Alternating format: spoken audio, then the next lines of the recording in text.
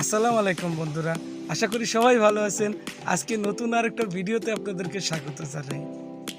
আমি গেছিলাম কিশোরগঞ্জ জেলার মিঠামইন অষ্টগ্রামে। আর ময়মনসিংহ থেকে যাওয়ার সময় এই সুন্দর সুন্দর ভিডিওগুলো করলাম, যা আপনাদের লগে শেয়ার করতেছি। আশা করি সবার ভালো লাগবে। যদি ভালো লাগে তাহলে সবাই একটু শেয়ার করে দিবেন, লাইক করে দিবেন, চ্যানেলটাকে সাবস্ক্রাইব করে দিবেন। আশা করি সবারই ভালো লাগবে।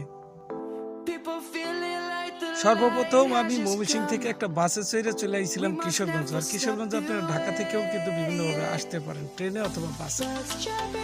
কিশোরগঞ্জ থেকে যদি আপনারা মিঠামইন আইতে চান তাহলে আপনাকে প্রথমেই এরকম একটা অটো যোগে আসতে হবে একরামপুর সিএনজি স্টেশন। আর একরামপুর সিএনজি স্টেশন থেকে আমার মতো সিএনজিতে চড়ে বসবেন বালিখোলা লঞ্চ ঘাটের উদ্দেশ্যে। আমার এই সিএনজিতে বালিখোলা পর্যন্ত একরামপুর থেকে নিয়েছিল 60 টাকা ভাড়া।